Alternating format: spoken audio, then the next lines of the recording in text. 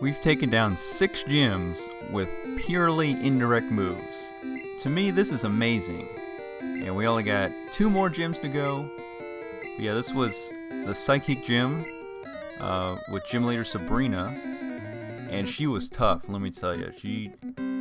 Her Alakazam gave me a lot of trouble this round, you'll see. But anyways, here's our updated indirect moves list. We added Metronome, which you'll see Poliwhirl use very shortly. And then Mimic, which will be used by Ninetales.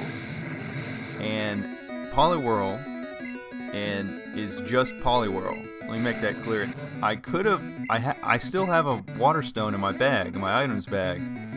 Could have evolved it, but the strategy here was that this is a Psychic Gym, and Poliwhirl is just Water type, but Poliwrath adds a secondary type, which is Fighting, so that would not have been smart because we would have gotten destroyed by Psychic and Psywave. So that's why I kept them Poliwhirl for now. But anyways, if you didn't see any other videos, the Indirect Moves Challenge is to just use indirect moves against the gym leaders. And if you look it up on Cerebi.net or Bulbapedia, it'll show it like a dash by the move. There's no number for the attack. There's no attack value, or it won't have a question mark by it either. It's either a status changer, or in some roundabout way it'll deal damage to your opponent. And it's very unorthodox. But let me tell you, all 5 of my Pokemon are needed for this, because, just to deal with the different types from each gyms, but also to, they're just taking damage left and right, and I gotta be able to switch out Pokemon and hopefully confuse or poison the opponent, and then while that's happening, I can grab a Hyper Potion out of my bag and, re-heal on my other Pokemon that just taking a bunch of damage while I was trying to do indirect moves.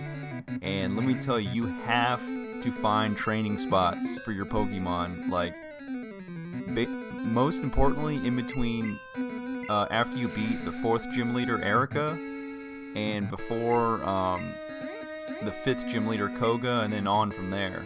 Because, you got all that experience you're getting from Team Rocket's Pokemon, but after that, once you beat Team Rocket, in Saffron City at Silphco, then there's like a couple more trainers here and there along south of Pallet Town, sailing down to Cinnabar Island, and then south of Fuchsia City, surfing towards Seafoam Islands. So I found some training spots though, and you just gotta grind it out just over and over, just keep battling wild Pokemon. And the spots I got were Seafoam Islands in the caves where Articuno is, and then the power plant, which is south of Rock Tunnel, and that's where Zapdos is. There's a lot of Magnemite, Magneton, Voltorb, Electrodes, and then Grimer and Muck, which give pretty decent experience points. And then also I was surprised by this, the Pokemon Mansion on Cinnabar Island. There's a lot of high level 30 Raticates, Rattatas, which actually don't give you much experience. And then Grimer, Muck, a few Growlithe. Oh yeah, there's actually 9 moves on the indirect moves only running list. I forgot about Toxic. Don't know how I could, because Toxic is amazing, because you poison your foe, but it's badly poisoned, so each time it takes damage from poison, it takes more than the previous turn.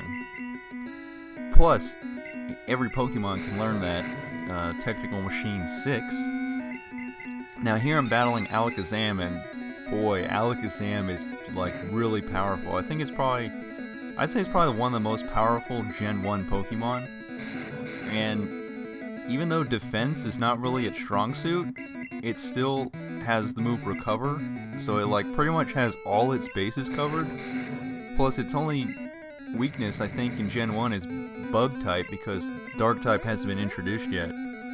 But like, the few bug Pokemon there are, like, there's not a whole lot of good bug moves. Like, there's Pin Missile comes to mind. I honestly can't even think of any other bug moves. I'm sure there's a couple of them. And then Alakazam goes up against another Psychic type Pokemon. You could just teach it like a I think you can learn Body Slam, which is TM8, I believe. But yeah, it's just, I mean, I know it's not like a dragon type or anything, but it's powerful in its own right. I think it's odd that, like, it's a psychic type gym here, but at least I think like at least 3 of the gym trainers are channelers, and they have ghost type Pokemon, and it's like they're just like, all right, let's just pull a couple channelers from the Pokemon Tower in Lavender Town, and they can just like be gym trainers even though they don't have psychic type Pokemon, and their Pokemon don't have any psychic type moves. So I don't know, maybe they were alluding to the ghost type gym that would later appear in Gold, Silver, Crystal.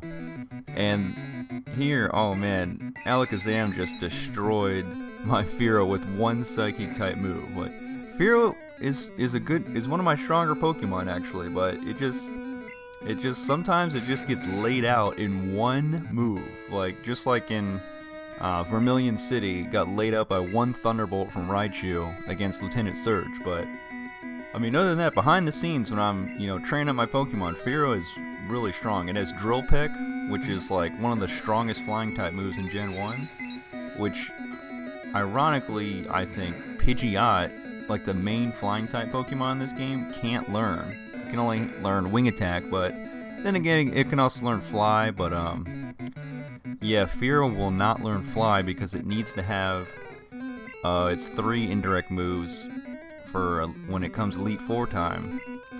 So I'm gonna have to replace Oddish, which is in my party, just so it has the move Cut. But there's one Pokemon that I'm gonna replace Oddish with, and I'll teach it like 3 HM moves, and then I'll need Flash. But Flash usually is like really useless unless you're going into like one of the 2 caves that you need Flash with in Gen 1.